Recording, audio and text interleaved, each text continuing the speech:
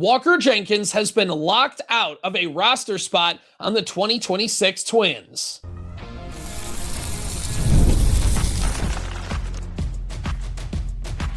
You are Locked On Twins, your daily Minnesota Twins podcast. Part of the Locked On Podcast Network, your team every day.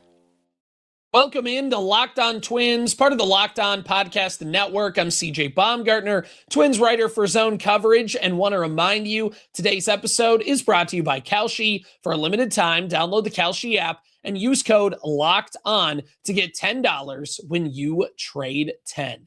In today's show, we take a look at Vahn Lackey and why he is not just the Twins' second best prospect now that MLB.com has released their rankings, but why I believe next year he could replace Walker Jenkins as that top spot, not only on the Twins list, but a top 15 prospect in all of baseball. We also talk about Luke Keaschall and how you do not need to end the Luke Keaschall experiment. You just need to tweak it, move him over to left field. We talk about that and more in today's show, but first, our top story, Walker Jenkins has been locked out of a 2026 roster spot by the Minnesota Twins. And what I mean by this, I don't mean that Tom Pohlad got in there and him and Jeremy Zoll are saying, sorry, Twins, sorry, Derek Shelton, you can't use Walker Jenkins because we are refusing to put him on the 40-man and call him up, because if we do, and if we keep him where he's at right now and we have a lockout in 2027, we save on service time and we don't have to pay him and we do all this stuff and we're saving money.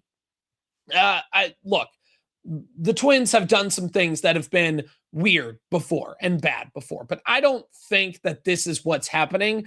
I don't think that I don't think there's like an actual collusion to lock out Walker Jenkins on the 2026 big league roster. I don't think that there's anything going on like that, because the Twins added $8 million at the trade deadline. Again, not that that's some huge number, but it's $8 million more than I thought they would do, especially in where Tom Pohlad wants to win now and the team was aggressive at the deadline. I don't think they're trying to save pennies in that regard. I think if they think calling up Walker Jenkins will help them win, I think that they do it. And here's why I think that the Twins have Walker Jenkins has been locked out by the Twins. It's not because the Twins are intentionally trying to lock Walker Jenkins out, but the Twins have just put together a very weird roster that has locked him out unintentionally. They have so many left-handed hitting corner outfielders. I mean, going even back to 2023, this was an issue for the Twins, and Derek Falvey just kept adding them. It was like, what do you do with Max Kepler? What do you do with Matt Wallner? What do you do with Trevor Larnach? What do you do with, in 2023, it was Joey Gallo. There were so many of these things that they just had no room. And it's like, okay, well, surely they will trade an odd man out for something else. So they'll try and get something. And then that trade just never materialized. And so the Twins have, over the last few years, constantly ran into this issue where they have no right-handed hitting corner outfield help, but all of a sudden they have just so many left-handed hitting corner outfielders that it gets in the way. And what did they do at the trade deadline? They added James Outman. They added Alan Roden. They added Hendry Mendez, all of them left-handed hitting corner outfielders into the high minors part of the system. And it's just been a tough thing for the Twins because, yes, you want bodies, you want a chance, and I understand that left-handed hitting corner outfielders are relatively cheap to get, and if you stockpile enough of them, one of them is bound to be good. I understand all of that, but also you've locked out your top prospect from actually reaching the big leagues, and usually this happens like with Joey Gallo blocking Matt Wallner, where it's like a veteran and the team is trying to tiptoe the line between respecting the veteran while also trying to create playing time. You wanted to sometimes create this veteran presence, or at least a bar to clear. But I don't think there's really even a bar to clear for Walker Jenkins. He just is playing well. I mean, you look at his numbers in the minor leagues. He's got a 910 OPS total in 66 games this season. Over his last 4 games, he's been able to notch a home run, 3 RBIs, 6 hits. Over the last month, a 922 OPS. He's been somebody who's hitting the ball very, very well and earned a big league call-up. But because you have Alan Roden in right field, okay, well, there's your lefty. And you're not going to play Walker Jenkins against left-handed pitching. Against lefties this year, he has an OPS that's nearly 200 points lower. A 964 OPS against righties, 782 against lefties. And I know that 782 number doesn't sound bad, but you got to remember that's AAA, and you imagine that takes a step down once you get up to the big league. So you're not calling him up because you already have your two lefties when left-handed hitters when you face a lefty on the mound.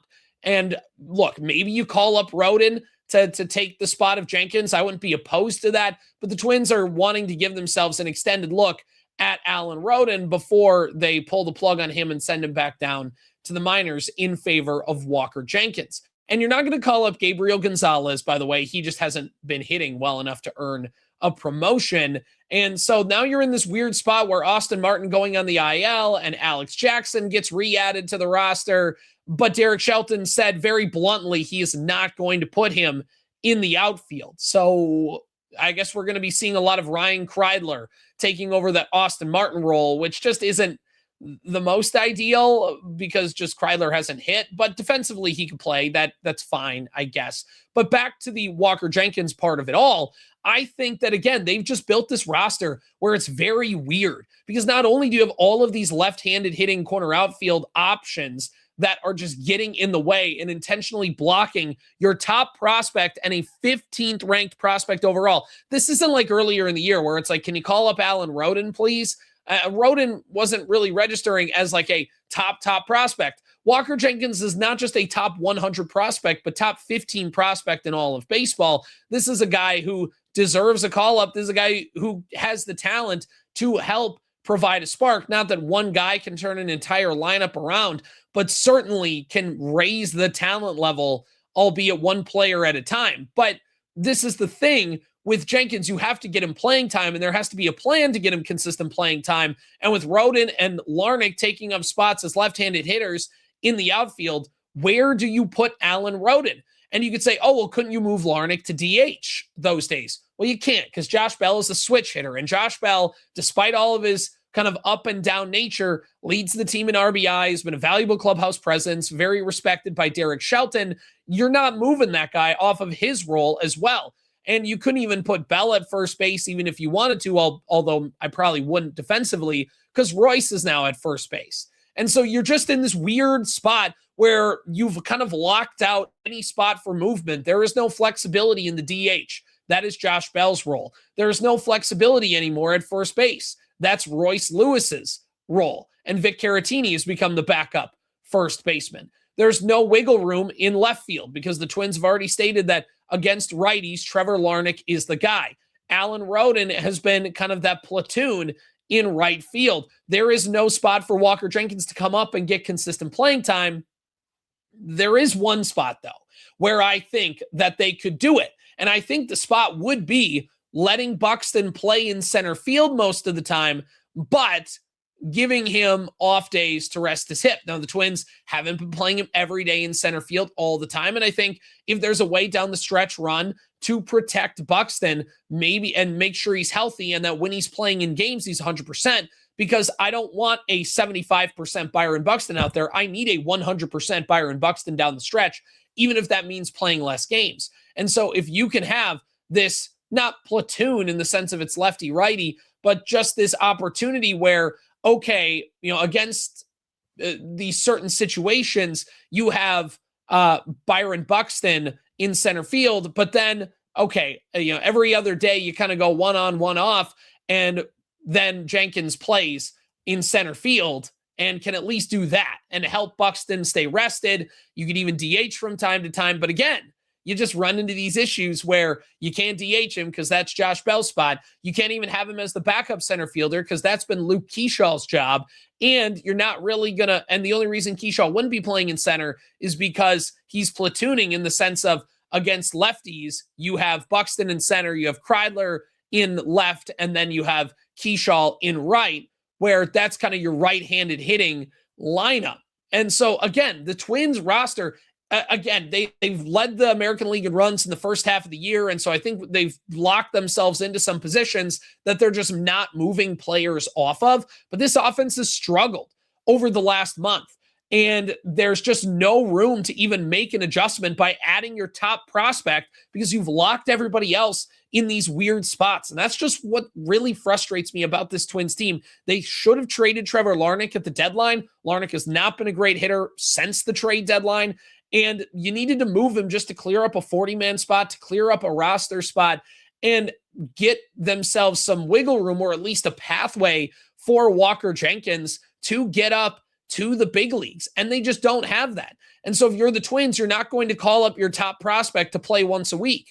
That's just not what's going to happen. Alan Rodin doesn't even play that much. So even if you swap out Rodin for Jenkins, and now obviously, again, Jenkins is a higher prospect capital, but there is no guarantee that playing time is just wide open for him there. And you're not going to call up Walker Jenkins to platoon him at this point. You are going to give him an opportunity against lefties and righties, but you're not going to give him an opportunity exclusively against lefties. That's just going to set him up for a bad ride on his first stint in the big leagues. So the Twins need their top prospect. They need their top 15 prospect to help out for a stretch run, but they can't because they've locked themselves out with bad roster construction, or at least they've just locked themselves into certain positions that they can't move off of easily, even though it would help their team in the long run, not just for this season, but building into 2027. Again, this season, in my view, whether they make the playoffs or not, it's a success by if you go into the offseason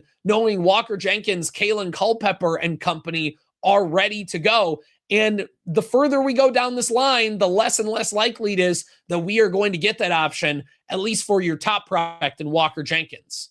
All right, we continue our talk of Minnesota Twins baseball, including moving Luke Keaschall to left field is the move for the Twins. They need to do that ASAP. Also, Vahn Lackey could be a top 15 prospect in all of baseball by this time next year. Here's why I think why. That's all coming up after this. A big thank you to our friends at Amazon for this limited break. This back-to-school season, spend less on your kids with Amazon. We all know how crazy the back-to-school shopping experience can be. It starts with a few items on your list, and then suddenly you're shopping for supplies, clothes, lunch gear, tech, and about 10 other things you didn't see coming. I mean, it really does add up fast. How about when you look at the school supply list and wonder if you're shopping for one child or opening a small office supply store? I mean, I didn't realize first grade required this much inventory. Shopping like this can get out of control if you're not careful. Or how about when your kid spends days planning the perfect first day of school outfit because they want to make a great first impression? You end up putting almost as much thought into it as they do. At least first day photos are worth it. Or how about when the school says your child needs a calculator, headphones, tablet, all of that for class, and somehow you're buying another one before the semester is halfway over? Since when do kids need this much tech for third grade? I don't get it. Don't understand it, but you need it. So remember, with Amazon's low back-to-school prices, just spend less on your kids, because every dollar you don't spend on them is a dollar you haven't spent on them. Shop back to school at Amazon and spend less on your kids. The Twins need to move Luke Keaschall to left field ASAP as his long-term defensive home. So if you just look at the numbers for Luke Keaschall, and we talked about this earlier in the year, by the way, talked about this a couple months ago and how I said Luke Keaschall is the worst defensive second baseman in all of baseball, and they have to move him off of that position, and they did. That doesn't mean I don't like Luke Keaschall's bat. I really like Luke Keaschall as a hitter. He's one of the Twins' best. I'm glad that Derek Shelton moved him into the leadoff spot. I think that that'll be good for him. At the very least, when Larnach isn't playing, you need to have him towards the top of the order now just because of how well he's been hitting. But defensively, you have to find a home for Luke Keaschall. If you look at the numbers, outs above average, he's -7 at second base. He is -3 in center field and -2 in right field. And again, the reason for outs above average, a lot of that kind of calculates your range, how much you can get to balls. And even though Luke Keaschall has the speed, there's just been a way in center field where it feels like he was way too far back on things, trying to overcompensate. And again, you'd rather run towards a ball than have to run back on it. And it feels like they, again, overcompensated for that. And that's why his numbers suffered a little bit. Same thing in right field, but I also think it's just because his arm is really, really bad. And it's why, again, and part of that's he had Tommy John surgery early in his minor league career, and that does have an effect on how hard he's throwing the ball.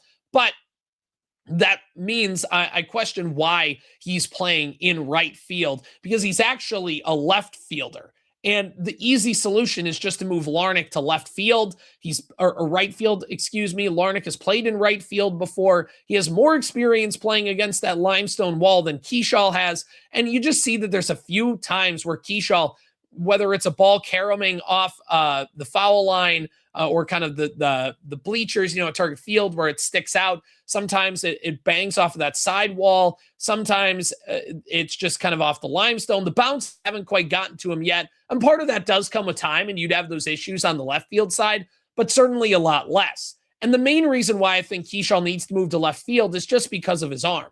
I know at Target Field that, if a ball bounces off the limestone right, that you don't necessarily have to make the big throw all the time, but you still need your best arm to be in right field, because you need to make that throw from right field to third base. That's essentially why teams have their best and hardest throwing outfielder in right field from that perspective, is because you want somebody who's got a cannon arm who can get the ball to spots from what is kind of statistically and mathematically the toughest throw for an outfielder to make in terms of distance. And so I don't know why they're sticking Keaschall there. They need to move Larnach over to right field, who's got a better arm, and put Keaschall in left field where that's not as much of an issue. Now, the Twins basically have said they don't want to touch Trevor Larnach, but I would say it's not like he's been hitting incredibly well, and it's not like in left field he's this Gold Glove caliber defender. I don't think you risk much by moving him over at this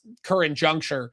Because with Luke Keaschall, I actually do think, despite all of the warts, despite the arm issue, despite the fact that he's had some rough time basically dealing with the hops and playing bounces, I still like Luke Keaschall long-term as an outfielder in left field, because I think if you give him a full offseason to just say, you're a left fielder now, take fly balls in left, be ready for it. I said this all the way back in February, March, by the way, when there was the idea tossed around of Luke Keaschall playing in the outfield. I said I'd rather have him playing left field because of his arm, and I think that there is serious belief that he could be an outfielder. I went back and said it at the time.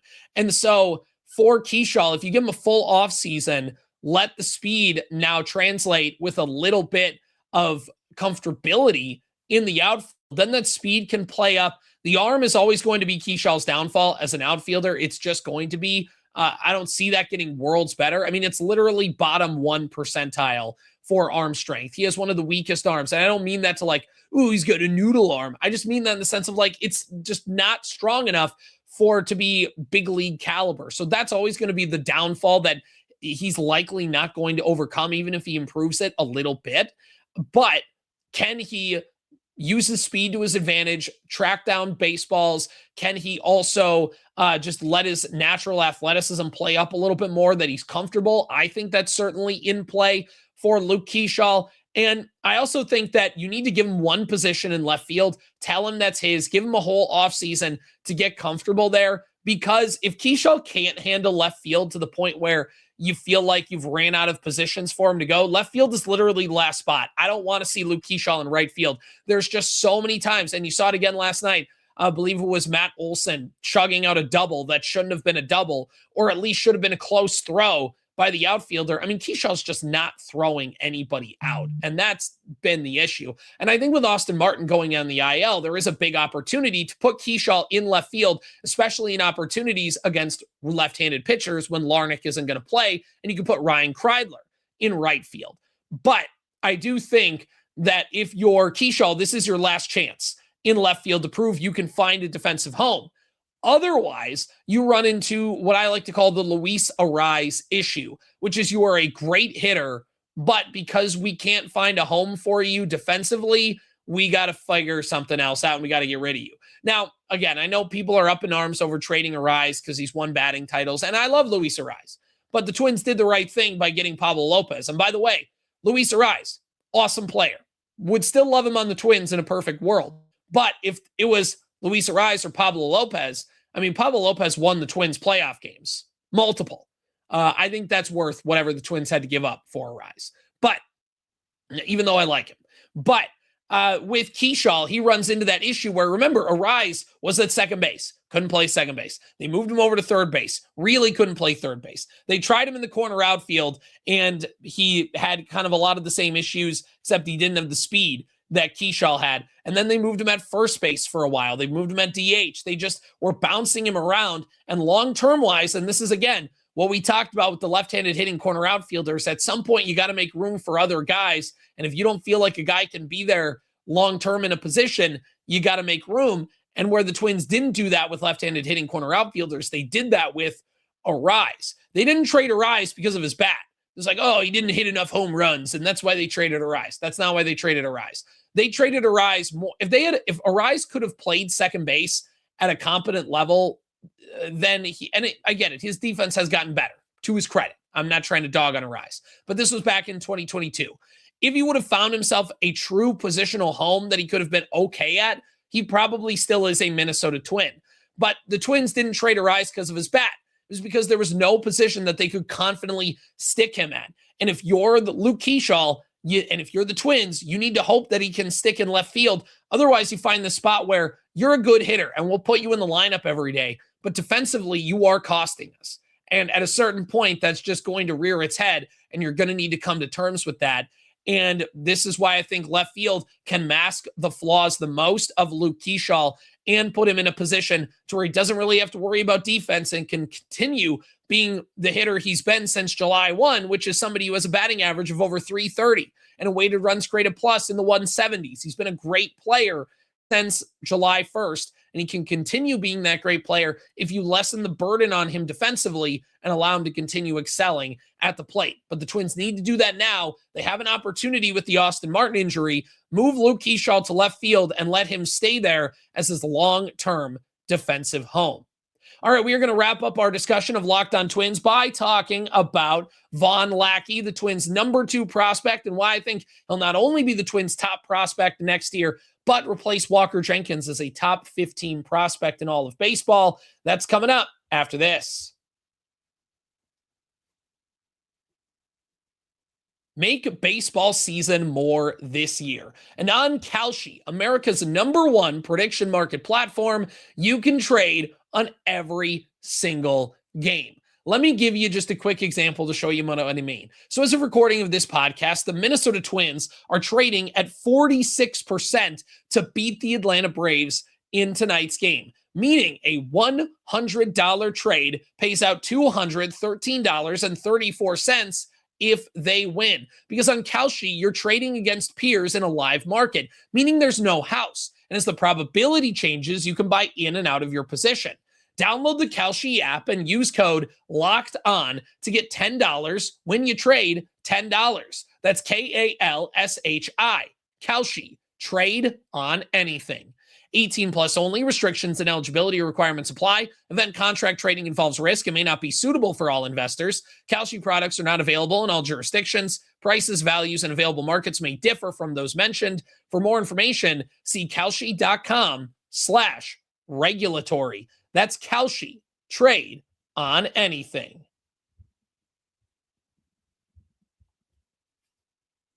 Vahn Lackey will replace Walker Jenkins as a top prospect, not just in the Twins system, but replace Walker Jenkins' spot as the number 15 prospect in all of baseball. And one of the reasons why I think this is catchers are just so valuable from a defensive standpoint. And Vahn Lackey, man, it feels like every other day we're seeing a highlight of him gunning down a base runner trying to steal second. Teams cannot and should not run on Vahn Lackey.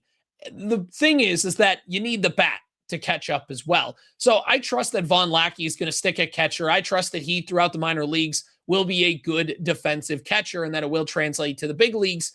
But you need the bat to catch up because the bat taking the big leap that it did this spring is the main reason why Vahn Lackey ascended from first round pick, nice guy, nice player, to, hey, this guy is a top 3 and potentially top 1 overall pick. And so it's because the bat took off.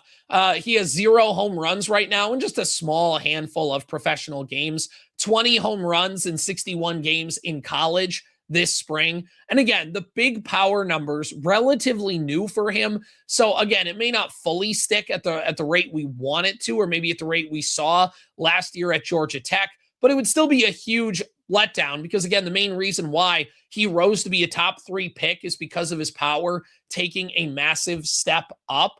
And again, there's still time for this, but if you just look at Vahn Lackey's numbers this season, throughout 11 games, has a 715 OPS, a 200 batting average, and has 8 walks to 15 strikeouts, no home runs, but he does have 2 doubles, 2 triples throughout this, and is 2 for 2 on stolen bases. So again, you got to give the bat time for Vahn Lackey. I'm not signaling any red flags or alarm bells or anything like that. I'm just telling you that Vahn Lackey has shown us why he's a top 3 pick with his fielding ability, with his catching ability, his ability to control the ground game. The one issue or thing that you're just waiting to see yet still fully translate is the bat.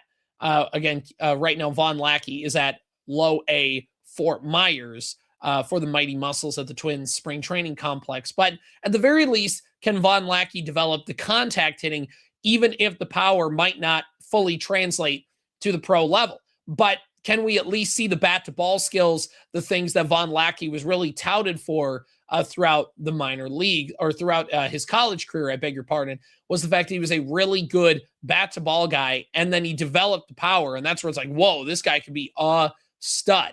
And at the very least, if he can be a good defensive catcher and hit very well with bat to ball skills, that is very good for the Twins. But again, this is why I'm not signaling alarms yet. This is why I'm not panicking, because again, I think that Vahn Lackey by this time next year is the Twins' top prospect, because Walker Jenkins will have graduated from the prospect list by now. I know that there's some of you out there in the comments who will probably be like, hey, the Twins aren't calling him. Who knows if they'll ever call him up? They'll just let Walker Jenkins rot. But at a certain point, Vahn Lackey will be the Twins' top prospect. I think it'll happen 12 months from now, if not earlier. But I also think that Vahn Lackey will take a step up, because Walker Jenkins right now is a top 15 prospect in all of baseball. And with the pedigree of Vahn Lackey, I just think that he will ascend to the prospect rankings if his bat catches up. Walker Jenkins, by the way, top 15 prospect right now, had a so-so 2023 in his first stint in pro ball, had a 600-ish OPS. And by the way, had an awful 82-game 2024 season where he dealt with injuries a lot of the time. It wasn't until last season where Walker Jenkins really started to put things together as a minor leaguer and had himself with an OPS in the 800s and the 900s and earned himself a call-up to AAA by the end of last season. It wasn't until then where Walker Jenkins really started to take off in his minor league career. And so that means that no matter what happens this year, there still is time for Lackey to develop in the minor leagues, get him a full off season in the Twins system, let it play out, see if he can take that next step. I think that there is a very real chance that Vahn Lackey, starts the year maybe in single A and then gets himself to double A very quickly. And then by the end of 2027, he's in double A. And then by 2028, starts the year in triple A and then makes the big league roster at some point that season. So Vahn Lackey's not far away, but there is a thing with the timelines, right? Because Walker Jenkins came out of the draft at 18 as a high schooler. Vahn Lackey's 21 right now. So while Walker Jenkins had a few years to develop throughout the minor leagues, and there's some room for grace because he was a young prospect, that's not the same for Vahn Lackey. He's older, he's more developed, he's more experienced. Like, you just expect that time from drafted to the major leagues is going to be expedited. You look at guys like Kalen Culpepper for that reason, who were drafted in 2024, and then barely 2 years later, they're making their big league debut. That's very much on the table for Vahn Lackey as well, because they're just older, they're more developed, they've seen more baseball, they skip the development steps in the minor leagues by playing college ball, And so when you draft them, they have a higher they have a much easier and simpler path to get to the big leagues. So it's a little bit different there with Lackey because he already is 21. So there's not like, okay, you get 3 seasons to figure it out.